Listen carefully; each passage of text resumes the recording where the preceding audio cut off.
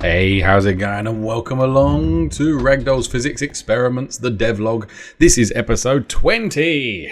Sorry, got a bit excited there.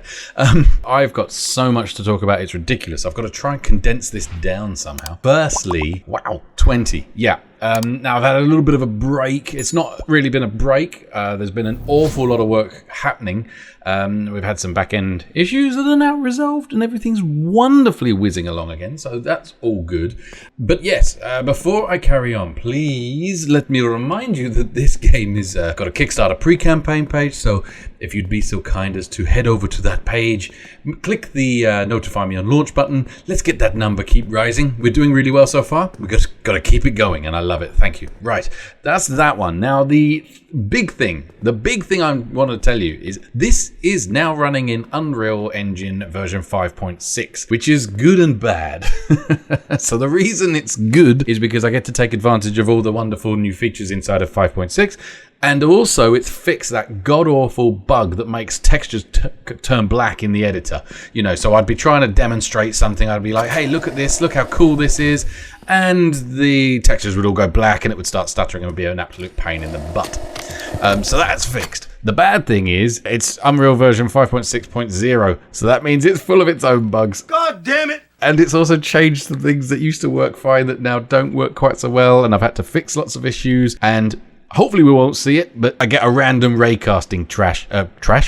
Yeah, that's easy for you to say. Which appears to be something to do with skeletal meshes inside the engine, but it doesn't do it at all in a build. So that leads me on to the next thing. We now have a build. We can now build this, and guess what? We can now run it on Steam. Oh yeah, boy! This is so cool. It's so exciting. I'm well over the moon about that. So basically, I now have a pipeline to get Steam builds so that I can do testing straight out of Steam rather than all my testing being inside the engine, which is amazing because it runs like butter from Steam. So it's really, really good. So that's another thing that's really kind of cool.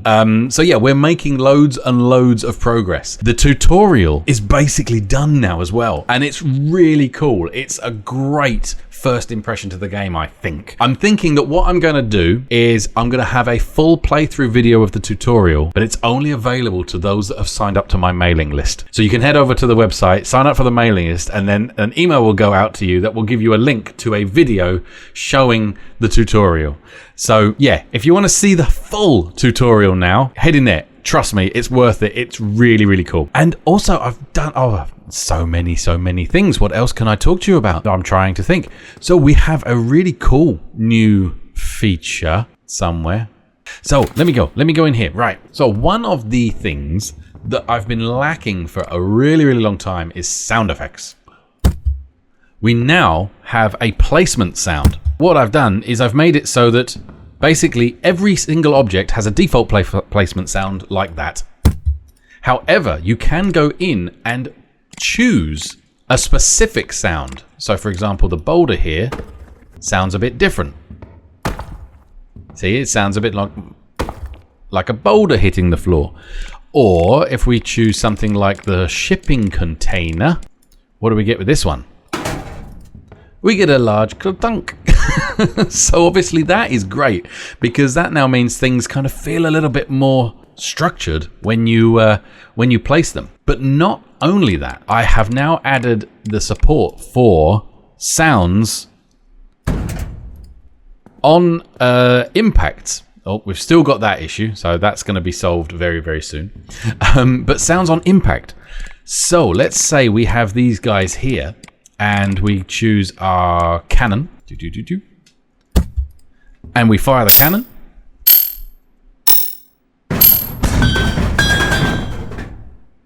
See, we get some noises. We get like the banging, the bangingness, which is great. Now, inside of every object, I can set a soft impact sound and a hard impact sound. What's really cool is I am handling all of the sound using FMOD. Now, if you're not familiar with FMOD, it's kind of like a really cool audio management tool for video games, and I'm using it to handle the audio in here. Just to give you a brief idea of this, so here we have the impacts. We can go into metal, and we have metal hard impact. You see, and we can play different sounds, and it uses a little bit of automation to shift the pitch with each one. So it gives us literally hundreds of variations of how the sound will sound. Plus it also handles the spatialization, so it handles where the sound is coming from. And finally, it's also handling a bit of reverb for me to make it sound like we're in the hall. And the beautiful thing, I've not set this up yet, but is in here we can actually tell it how much reverb to use depending on where we are in the game and so on. So there's quite a lot of really cool stuff here. And yeah, so I've set all of that up, and that is working quite well. You know, I need to tweak. I need to do some tweaks, and I also, you know, for my big list, all of these different things need pretty much their own specific event. It's going to take some time. You know, that's going to need the sound of a cardboard box. That's going to need the sound of like big concrete. A cone, you know, that's going to have its own kind of plasticky sound. So there's lots to do in terms of the sound. I've only done a few so far, but I'm working my way through it. And it's all good. It's all good. It's going to be wonderful. And I just remembered we never did this. So let's go and press this button. I told my wife she should do lunges to stay in shape. That was a big step forward. I told you to stop that. So anyway, yeah, so that's how that is working and sounding pretty cool and pretty groovy. And yeah, I think that probably, oh no, right. No, there was one other thing I was going to share. So this is a cool new toy. Or gadget, actually, I should say. It's called a gadget. So we're just going to come up here. We're going to make this a little bit taller. And this is fun. So I have... I'm in the wrong list here. I have this with this. It's called the opening hatch. Now, can you guess? Can you guess what it does? Let's just do this. We've got to do a little bit of a workaround for the moment until I fix all the snapping stuff. But we will get there. Find it again. So we're going to do this. We're going to delete that one. Okay. We'll then jump across to here. And I'm going to put a 10-ton weight right there. And how do I get down? Let's see. We'll jump down this way. I've still got this silly ragdoll thing. He falls over the moment he detects a distance below him, which is not how it's supposed to work. It's supposed to be when he hits the floor, but again, we will fix that very, very soon. Right, because we are now motoring. But check this out. So what happens is the flaps open, if you pardon the pun. And we can actually, you do actually hear them. I have put sound on the flaps. Ooh, stop messing about. You have to be quite near, but it works. It's good. And here's the cool one. Right, let's put an explosive barrel just there. And let's try that again. Right, now that was because it was the first time I did it, so therefore it has to do the shaders. Let me just do that again. Okay. Yay!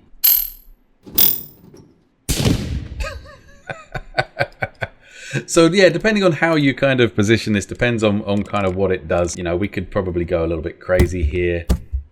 Are we going to be all right with that, do you reckon? Yep. Oh. Oh. Okay.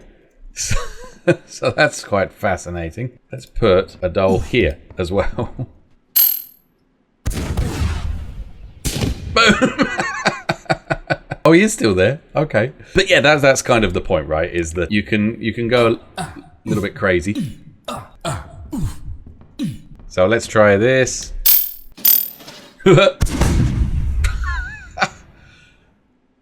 Oh, check that frame rate. That's beautiful. Go on. Boom! Well, we didn't manage to get the guys over there. Oh, that's really chugging now. One thing is that if I run this in a build now, it runs much, much better. In the editor, I'm getting some real slowdown, and that's since 6.5. So I need to do some work to figure out why exactly. But I think that, yeah, that'll be improved. Come, yeah, that's definitely improved once you get into a build. Oh, look, it's slow. Oh, that's funny. Anyway, so there we go. Lots of fun, lots of wonderful stuff. Please do head over to the Kickstarter page. Make sure you click that notify me on launch button.